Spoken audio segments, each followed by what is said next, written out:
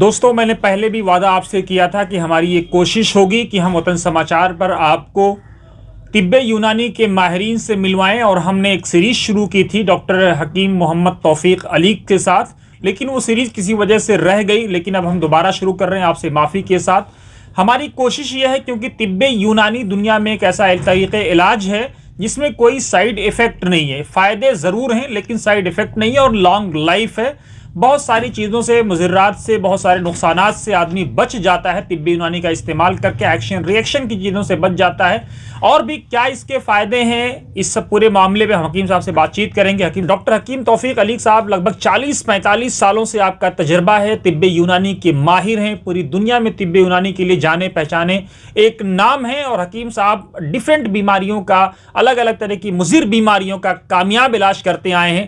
تو آج چونکہ جو ہے ہم بیماریاں، بڑی سے بڑی بیماریاں ہوں، خطرناک سے خطرناک بیماریاں ہوں، حکیم صاحب کوشش یہ کرتے ہیں کہ کم پیسوں میں مریض کے لیے اس کا آسان علاج پیش کیا جائے۔ تو حکیم صاحب، ہم اسی سوال کا آپ سے جاننے کی کوشش کریں گے کہ بیماریاں بہت بڑی ہوتی ہیں، خطرناک ہوتی ہیں، آدمی گھبرا جاتا ہے، لیکن طب یونانی کے جو ڈاکٹرز ہوتے ہیں مسکراتے ہوئے اس کا علاج کر کے نکل جاتے ہیں۔ جی، دراصل طب یونانی کے اصول کے مطابق اگر علاج کیا جائے تو بیماری چاہے جتنی بھی خطرناک ہو اس کا علاج آسان ہے، اور اگر اصول سے ہٹ کر چلیں گے پھر مریض کا مقدر ہے۔ چاہے بیماری چھوٹی ہو، اس کے ٹھیک ہونے کے بجائے اس کے بگڑ کر بڑی ہونے کا خطرہ رہتا ہے۔ تو بنیادی چیز یہ ہے کہ ہم طب یونانی کے اصول سے واقف ہوں۔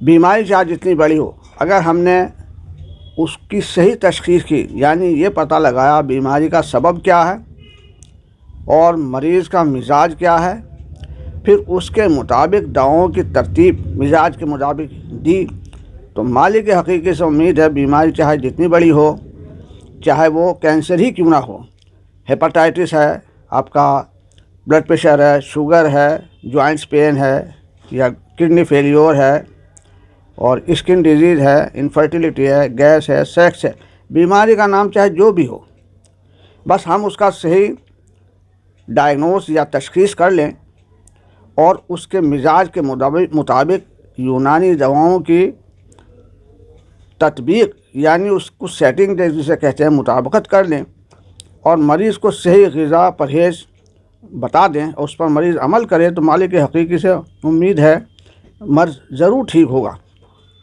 تو یہ اصل میں بہت آسان ہے اگر ہم طب کے اصولوں سے واقف ہوں اور اس کے مطابق علاج کریں۔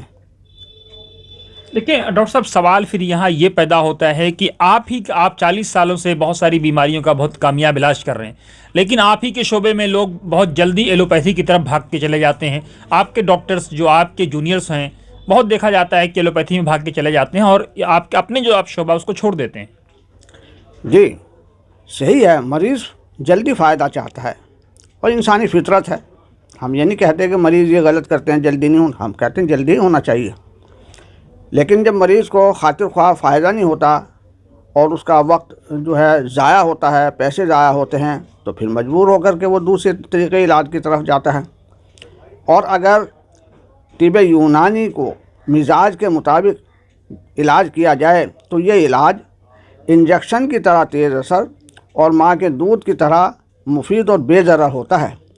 لیکن ہم بجائے مزاج کے مطابق علاج کرنے کے، ہمارے بہت سے بھائی ہیں جو مریض کو اس کے جو علامات ہوتی ہیں اس کے مطابق علاج کرتے ہیں۔ مثلاً مریض نے بخار بتایا تو بخار کی دوا دے دی، بخار کے نام پر دوا دے دی، پیٹ میں درد بتایا تو درد کے نام پہ دوائی دے دی، اور کسی نے سر میں درد بتایا تو سر کے درد کی دوائی دے دی، نزلہ بتایا تو نزلے کے نام پر دوائی دے دی۔ جبکہ ضرورت اس بات کی ہے کہ اگر نزلہ ہے تو ہم پتہ لگائیں کون سی مزاج کا نزلہ ہے۔ یہ نزلہ سوداوی ہے، صفراوی ہے، بلغمی ہے۔ 3 طرح کی اخلاط ہوتی ہیں، سودا، صفرا، بلغم۔ پہلے لوگ دم کو، خون کو بھی خلط مانتے تھے، لیکن چونکہ خون تو ایک مرکب ہے، بہت ساری چیزوں کا مرکب ہے، اس لیے ہم اسے خلط میں شامل نہیں کرتے، بلکہ ہم 3 کو خلط مانتے ہیں، سودا، صفرا، بلغم۔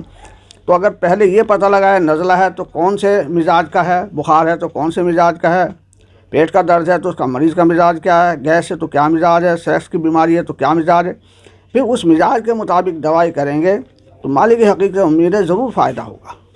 حکیم صاحب ایک اور چھوٹا سا سوال کہ آپ کا جو علاج ہے آپ کہتے ہیں کہ ماں کے دودھ کی طرح بے ضرر اور انجیکشن سے بھی تیز فائدہ ہے، لیکن بہت سارے حکیم آج تو انقا ہوتے جا رہے ہیں، نبض کے ماہرین ہوں یا مجاز کے ماہرین ہوں، کیا کارن؟ وجہ یہی ہے، طب یونانی کا علاج ایلوپیتھی کی طرح آسان نہیں ہے۔ ایلوپیتھی میں کچھ گروپ ہوتے ہیں، اینٹی بایوٹکس گروپ ہے، اینالجیسک گروپس ہے، اسٹرائڈ گروپس ہے، تو اس طرح کے گروپس یاد کر لیے تو اس کا علاج آسان ہو جاتا ہے، اس میں ان کے ہاں مزاج نہیں ہے۔ طب یونانی اس کے برخلاف، جب تک مزاج کا معلوم نہیں ہوگا، مزاج کا مطالعہ نہیں ہوگا، تب تک مریض کو کوئی دوا ہم مزاج کے مطابق کیسے دیں گے؟ تو مزاج کا پتہ لگانا، اس کے لیے مطالعے کی ضرورت ہے، زبردست اسٹڈی کی ضرورت ہے، اور کسی کی سرپرستی میں سیکھنے کی ضرورت ہے۔ خالص کتابوں سے آدمی نہیں سیکھ سکتا کسی فن کو۔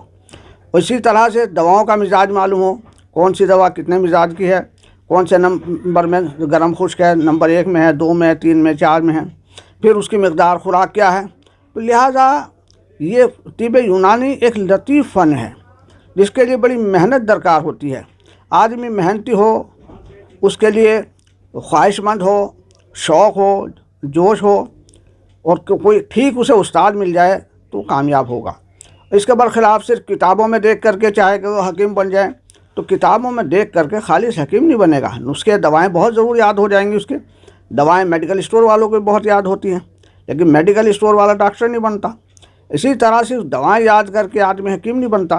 جب تک دواؤں کے مزاج سے واقفیت نہ ہو، مریض کے مزاج سے واقفیت نہ ہو، اور علاج کے جو نشیب و فراز ہیں اس سے واقفیت نہ ہو، تب تک وہ کامیاب یونانی حکیم نہیں بن سکتا۔